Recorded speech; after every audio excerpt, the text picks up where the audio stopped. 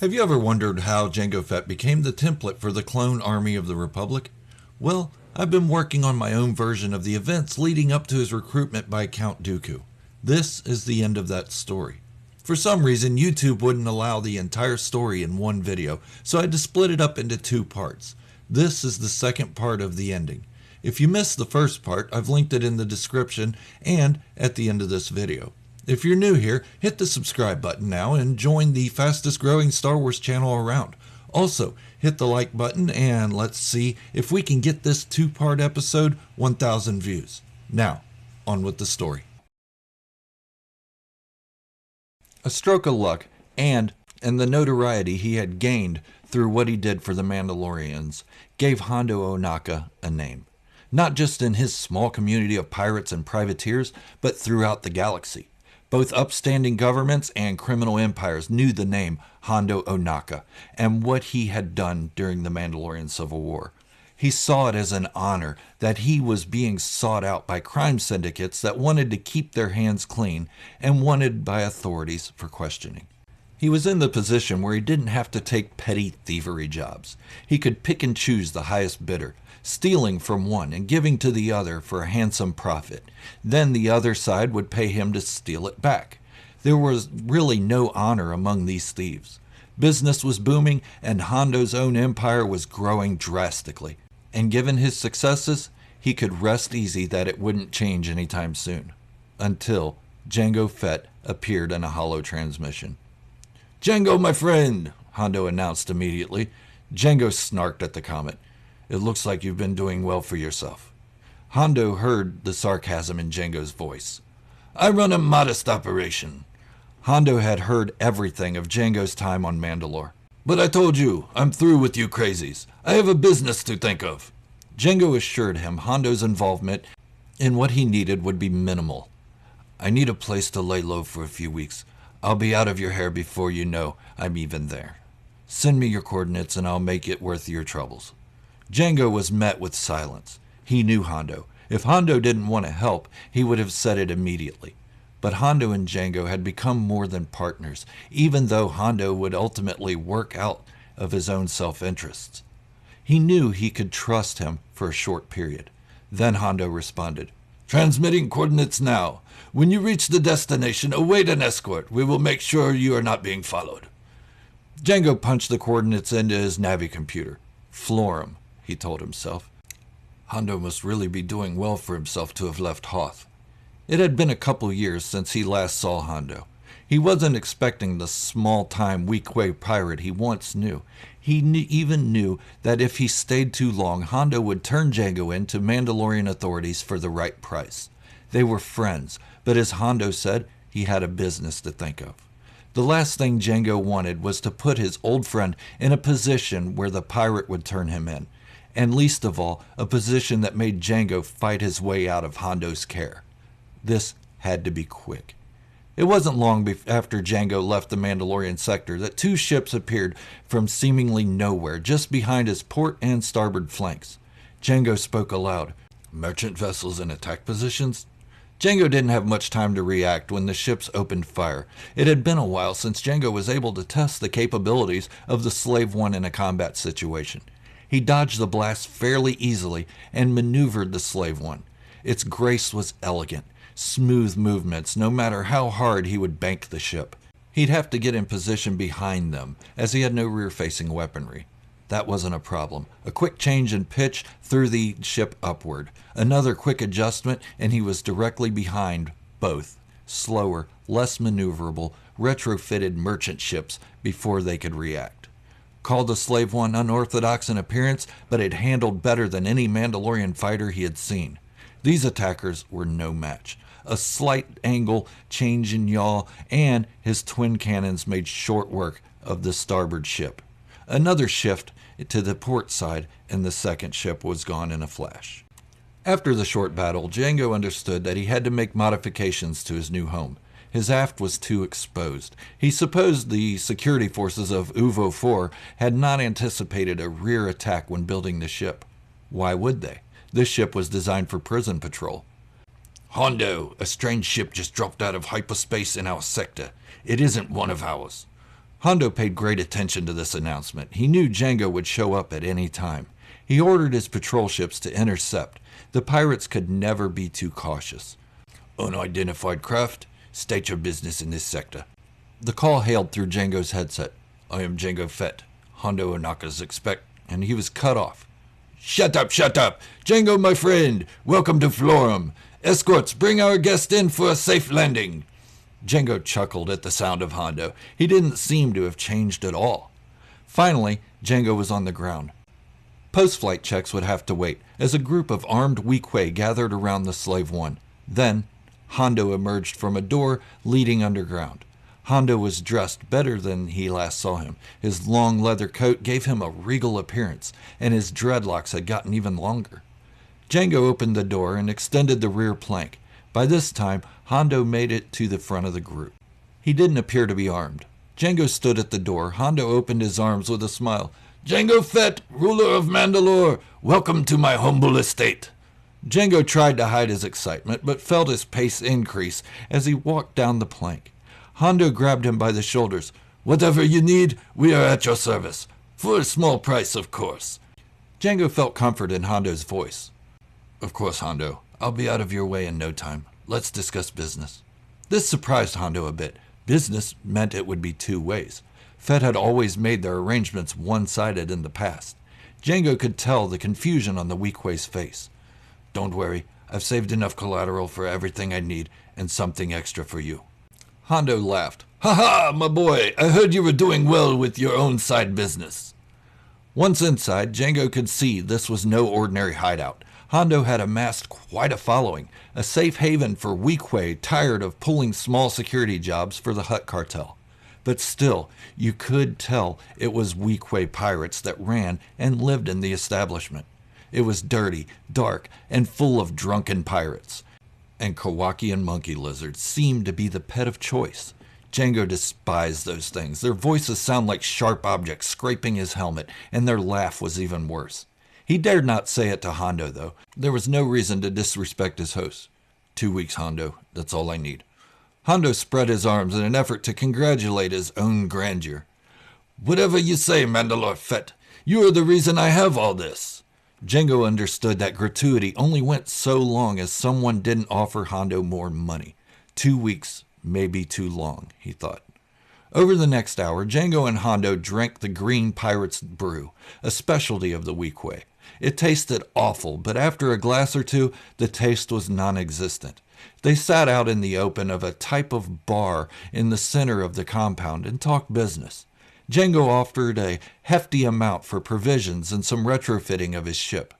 Hondo gave a list of items he had on hand that could modify his ship. The two that caught Jango's attention were the rotating cannons and the seismic charges that could be released from a rear compartment. The agreement was made. Jango then asked about work, if there was anything he had heard of to get him out on his own. Hondo told him that he had heard of one job, especially for him. But he would have to get a hold of his contact to make the arrangements. "But for now, my friend, we drink, we eat, we celebrate." Jango wasn't much into parties, but again, he didn't want to offend the pirates. He had most certainly done enough of that in the past. A few days passed, and Hondo's men showed more production value than he could ever imagine. His ship was fitted with the new weaponry and ready for a trial run. "How did you finish this so quickly?" Jango asked. Hondo got a serious look. "Respect. I respect my men. They respect me, and they respect you. A good leader can balance accountability with respect. Okay, it also helps that I pay them well. Correction. Better than they were paid under the Hutts." Hondo insisted on going with Jango for the trial run of the new weapon systems on the Slave One. It wasn't ideal, but he understood that Hondo wanted to ensure it worked properly and his men did their job. As Jango brought up the Slave One systems, Hondo threw up his arms. "What did you do to the ship? The readouts are all illegible." Jango laughed. "I changed it all to Mandoa. To steal my ship, you have to speak the language." Hondo calmed himself. "Ah, a security measure. I still don't understand you crazies. Proceed." The ship seemed to elevate more smoothly than before. The rest of the trials went off without a hitch. The new weapon systems worked better than expected, and Jango couldn't have been more impressed with the Weequay's craftsmanship. Back on the surface, Jango let Hondo know that he would be leaving in a day or two. He then asked Hondo if there was any word from his contact on the job. Hondo reassured him that he made contact and that he was going to notify the contact that he would set up a meeting for that evening. Everything was going better than planned. Jango finished loading the provisions on the Slave One just before dusk.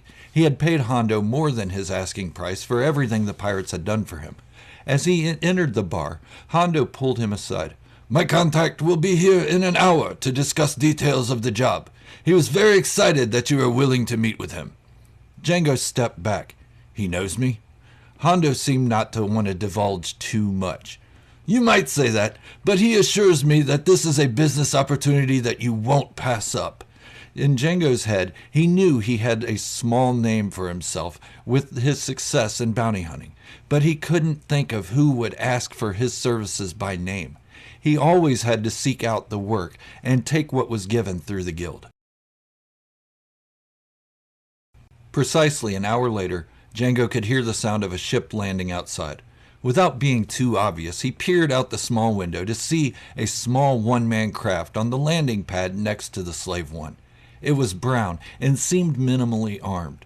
The rear hatch opened and a plank lowered, and there he was, the Jedi who had captured him just a few years prior, Dooku.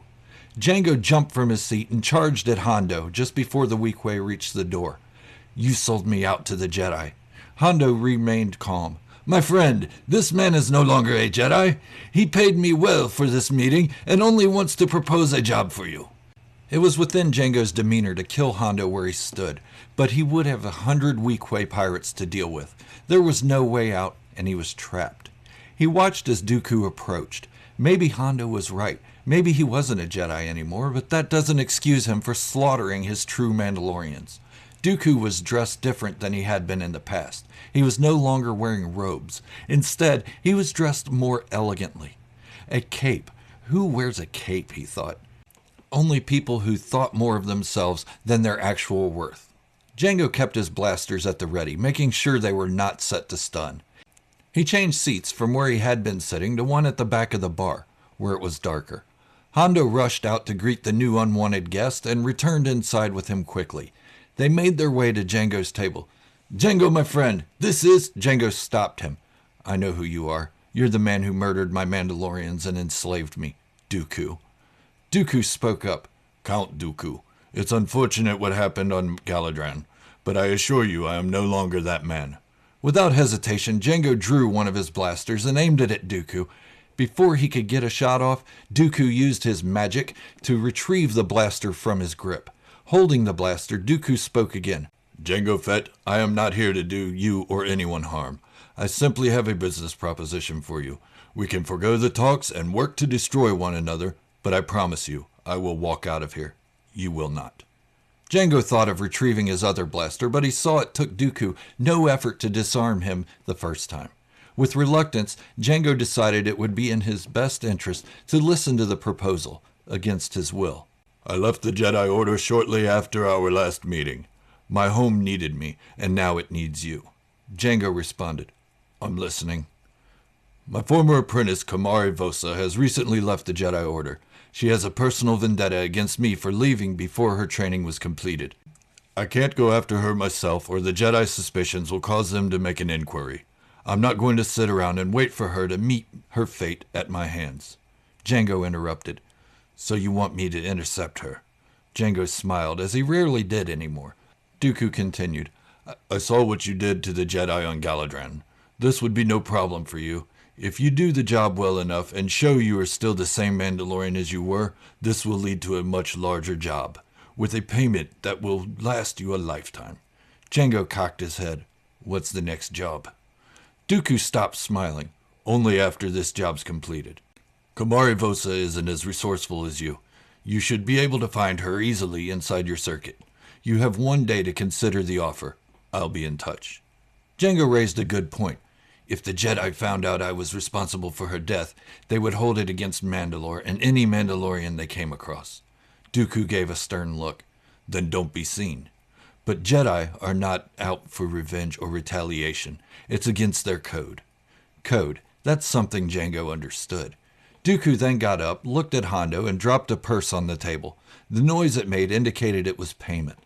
Thank you for your time, Hondo. Then Dooku sat Jango's blaster on the table. You'll be needing this.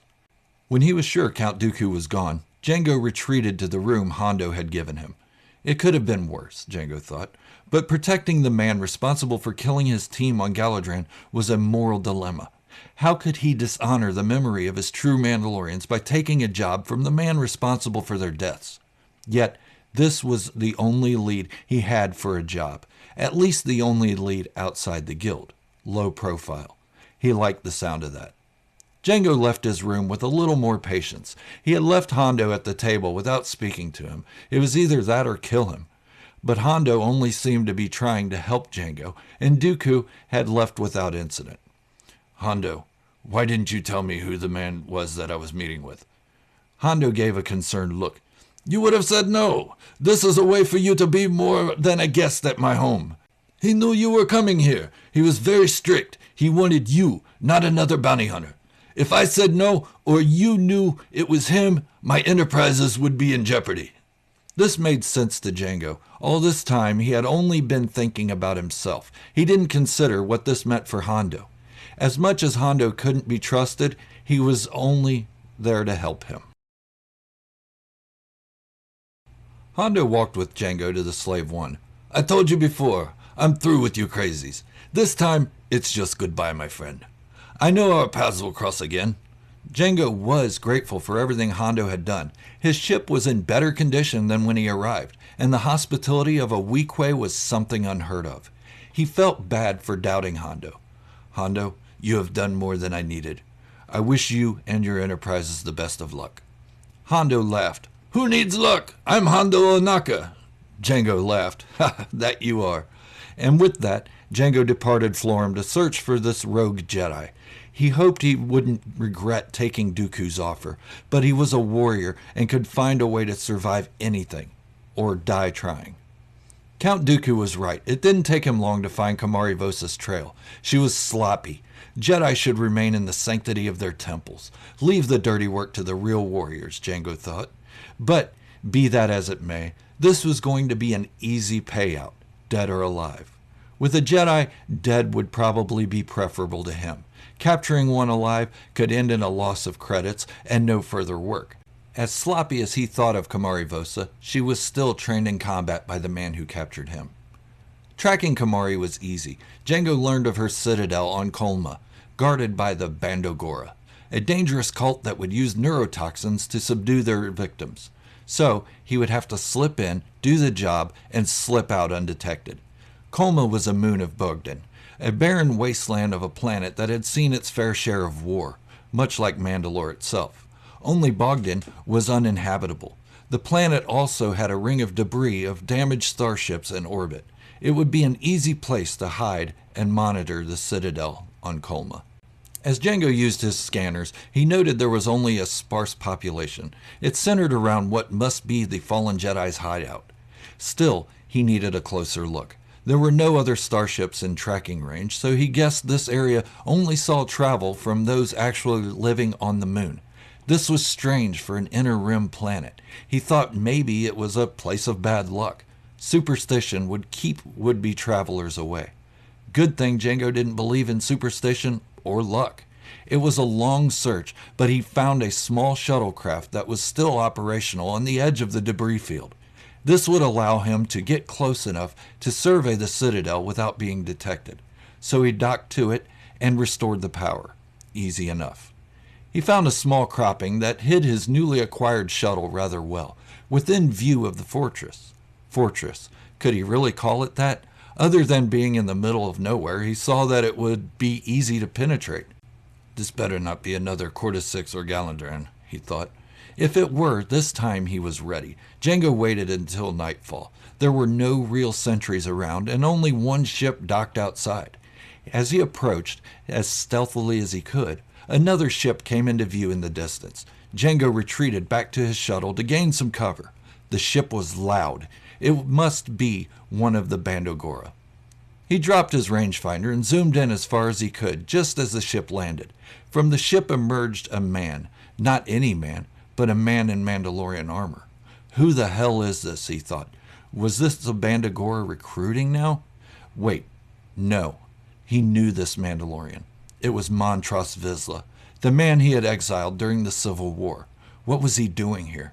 Did he find a new refuge among these deadly monks? No sooner than Vizsla stepped off his ship, he was greeted with hostility by none other than Kamari Vosa herself. He saw 2 red lightsabers ignite, some blaster shots from Montross redirected back at him, but narrowly missing him, and the red blades charged at the former true Mandalorian. Within seconds, Montross's head was removed from his body. When Jango exiled Montross, he took his Beskar armor. This was not Beskar. Durasteel. Jango laughed. Whatever the reason for Montross being there, he was no longer a threat, and Jango had to alter his strategy slightly. This target wasn't going to be easy to take down as he thought. It would require patience and an extreme amount of stealth. She could not see or hear him coming. He watched Vosa go back inside, just as other figures emerged from the Citadel. One boarded Montross's ship and left. The others carried his lifeless body inside. He almost felt bad for the guy, but that quickly faded. Jango figured his best option was to go in through the roof. The ground looked like it was watched from this moment on. Strange and paranoid, these beings. They had every right to be, though, especially if they knew a silent death was coming to their leader. There was no way they would expect a second attack, though. Montross's ship was the only one they would have noticed. Jango began his hike to the Citadel, taking his time not to make a sound and stay out of sight as much as possible. He shut off all electronics to his array of weapons and comms. He would be almost as blind as anyone else approaching. He reached the walls of the Citadel within an hour. The structure was only about 15 meters high. His grappling hook was an easy choice to hoist him onto the roof. Just as he suspected, there was no one up there guarding the one door leading to the interior. Yet Jango knew anything could be waiting behind that door. No, he would need to draw Kamari Vosa out into the open roof. Noise seemed to do the trick for Montross, but he had to be careful. Too much noise would give away his position. He would need to stay hidden and use surprise to take her down before she knew where he was coming from. Hidden behind a ventilation exhaust, he picked up a small piece of debris that lay next to his feet. No larger than a pebble, he threw it hard at the door. It took a moment, but in a flash the door flew open and the red lightsabers ignited. Kamari sprinting forward with a speed that seemed not humanly possible. Wow, this girl was really on her guard, he thought, as he shifted his way around the other side of the exhaust port as she gained closer. Within seconds, he was behind her.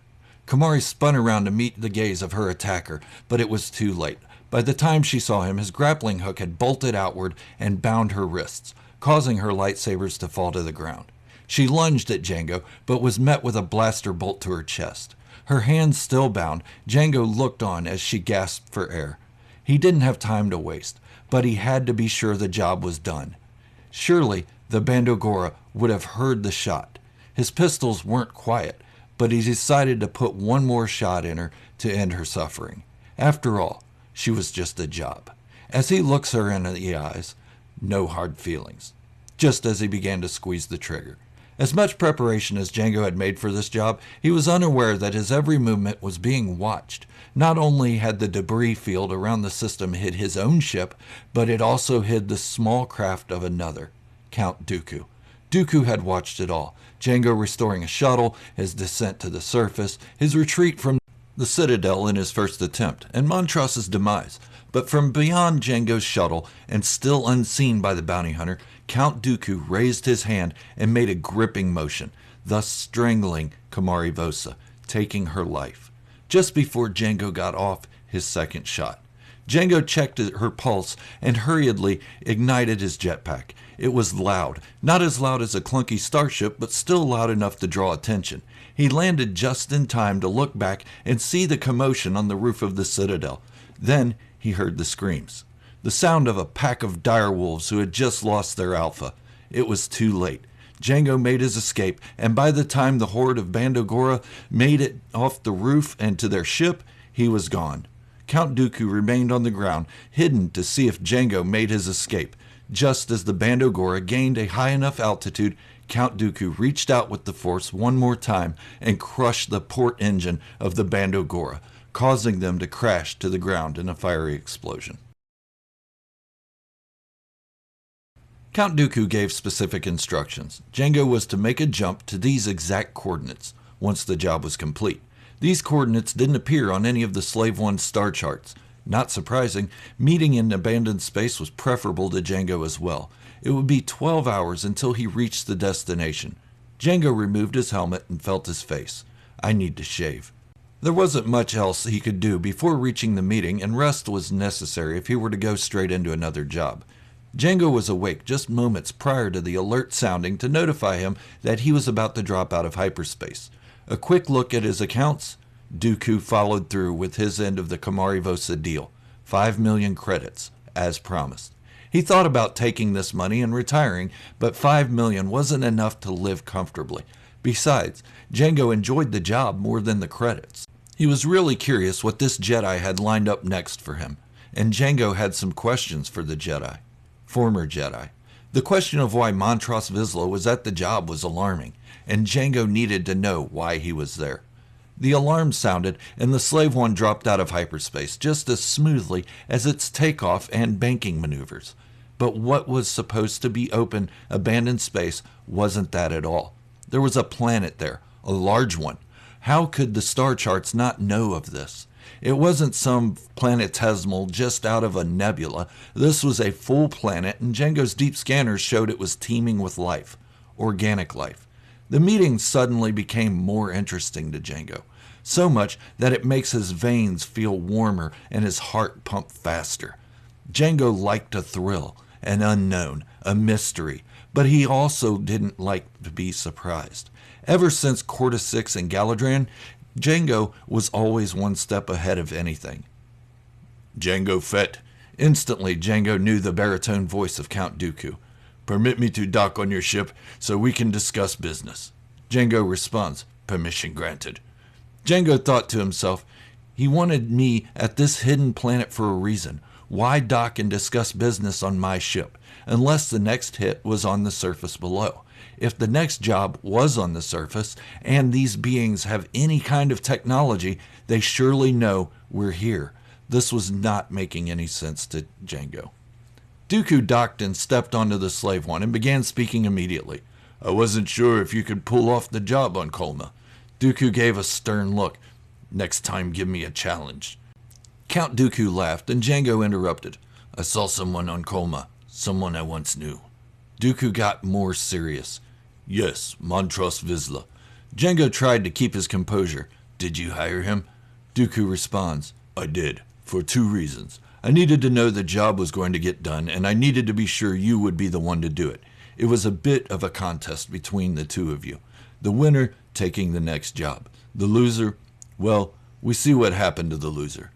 Kamari Vosa was more than just a threat to me. She was a threat to the stability of the future of the galaxy. Don't look so worried. Montross provided a distraction for you. Jango was very much aware that when a job came available, that not only one person was contracted. Generally, several parties were contracted. The fact that Dooku had only contracted 2, and both were Mandalorians, was a testament to how Dooku felt about Mandalorian warriors. Jango relaxed a bit. What's the next job? Dooku sat behind him, where Jango never got up from the pilot seat. It's a 2-fold job. You'll act as my own private security. Jango thought, that's easy. Why have a contest for a simple job like that? This guy can't have many enemies. He even said he was looking to stay out of the eyes of the Jedi Order.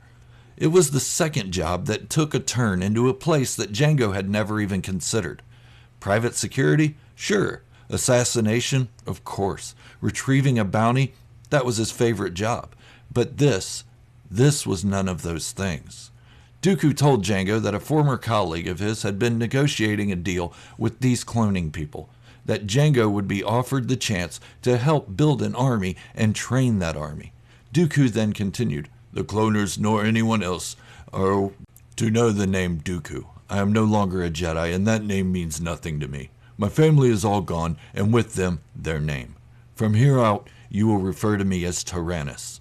Jango understood that beings changed their names all the time in the underworld. Most hunters went by several aliases. Jango's reaction to this strange assignment was one of extreme curiosity. He didn't quite understand it, but was intrigued. Build an army? Cloners? For what? Tyrannus wanted a Mandalorian for a reason. He asked Tyrannus what the payment would be. "You're in luck, my friend. They are open to negotiation. They have as much money as you could want, and more." Jango thought for a moment, not for long though. This job sounded high reward with low consequences. It gave him a place to stay if needed, and he was free to do his thing until Tyrannus called on him for security. It was a win-win scenario. Jango answered, "I'm in. Where do I go?" Dooku smiled. "The planet below. When I return to my ship, I'll transmit the clearance codes. My friend will have them contact you after that." Tyrannus began exiting the Slave One. "Jango Fett, you're famous. After this job, you'll be known throughout the galaxy. Cad Bane won't even be able to get the jobs you get." That made Jango anxious. Everyone knew Cad Bane was the best around. Tyrannus released the docking clamps and sent Jango the clearance codes. In a flash, Tyrannus was gone. Immediately following, he heard a soft voice, calming voice, come over his comms. "Transmit your clearance codes." Jango obliged. "Transmitting now." The voice came back. "Approved. Maintain your present course to landing pad 21. Jango acknowledged. "Roger that." In moments, Jango was in the atmosphere and could see the ocean planet beneath him. So that's it for the Jango Fett fan fiction. I appreciate all the backing I've received from all of you. This is not the end of the story, though. I'll be changing it to a young Boba Fett story from his childhood and filling in some gaps throughout the Clone Wars. I'm sorry this piece has taken so long to publish, but I hope you enjoyed it. Again, if you're new here, please hit the subscribe button now and turn on your notifications to stay up to date on all my fan fictions, theories, and general Star Wars discussions. Let's make this channel huge together so Lucasfilm notices. Thank you for watching, and remember, this is the way, the only way.